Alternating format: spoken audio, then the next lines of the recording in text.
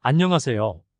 지금부터 철도전기 신호기능사 기출 예상문제 1-1 과목 해설 강의를 진행하겠습니다.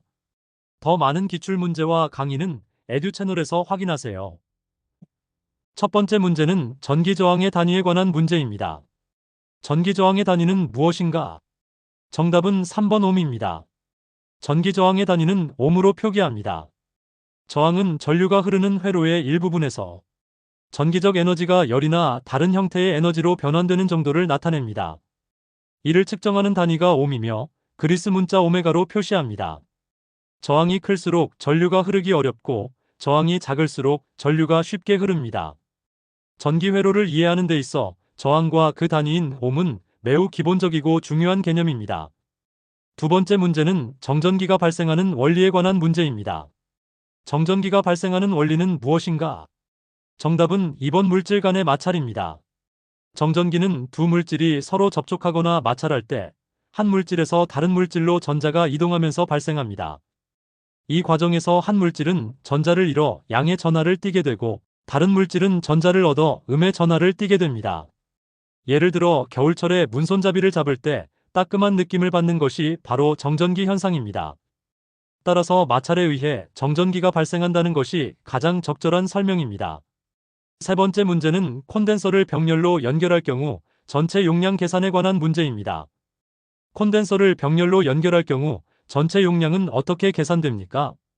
정답은 1번 병렬로 연결된 콘덴서의 용량은 각 콘덴서의 용량을 모두 더한 값과 같다입니다.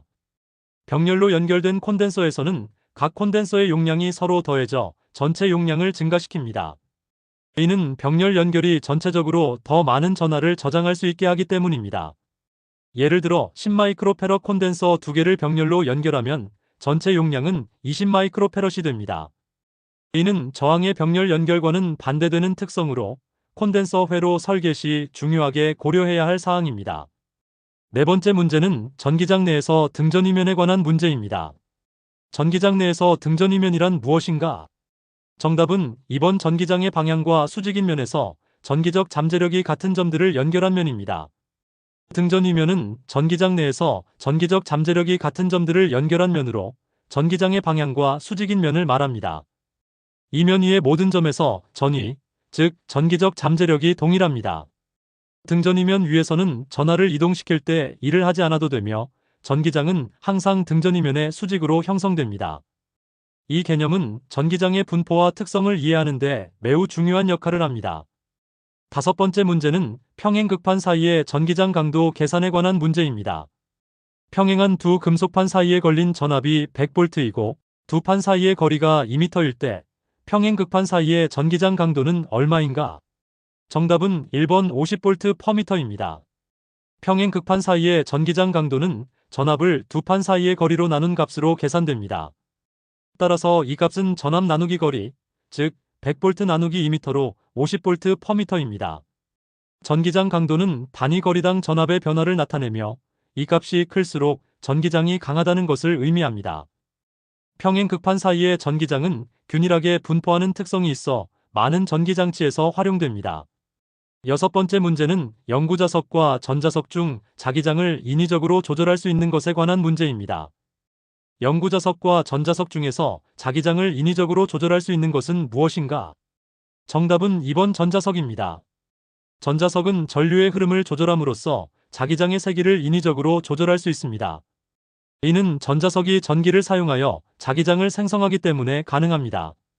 전류를 증가시키면 자기장이 강해지고 전류를 차단하면 자기장이 사라집니다. 반면 영구자석은 한번 자화되면 자기장의 세기를 조절할 수 없습니다. 이러한 특성 때문에 전자석은 전동기, 발전기, 전자기 크레인 등 다양한 산업 분야에서 널리 활용됩니다. 일곱 번째 문제는 자기에 관한 쿨롱의 법칙에서 자기력이 반비례하는 요소에 관한 문제입니다. 자기에 관한 쿨롱의 법칙에서 자기력은 어떤 요소에 반비례하는가? 정답은 3번 두 자극 사이의 거리의 제곱입니다. 자기에 관한 쿨롱의 법칙에서는 자기력이 두 자극의 곱에 비례하고 두 자극 사이의 거리의 제곱에 반비례합니다. 즉, 거리가 2배가 되면 자기력은 4분의 1로 감소하고 거리가 3배가 되면 자기력은 9분의 1로 감소합니다. 이는 전기력에 관한 쿨롱의 법칙과 동일한 형태로 거리의 제곱에 반비례한다는 것이 핵심입니다.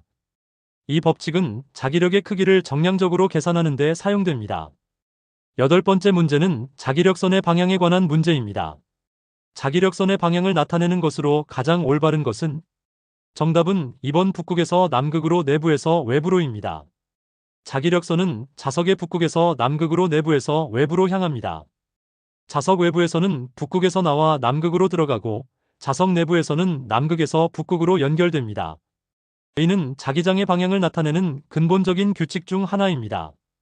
자기력선은 서로 교차하지 않으며 밀집된 곳일수록 자기장이 강하다는 특성이 있습니다.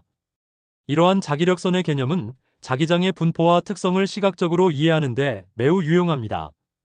아홉 번째 문제는 플레밍의 왼손 법칙에 관한 문제입니다.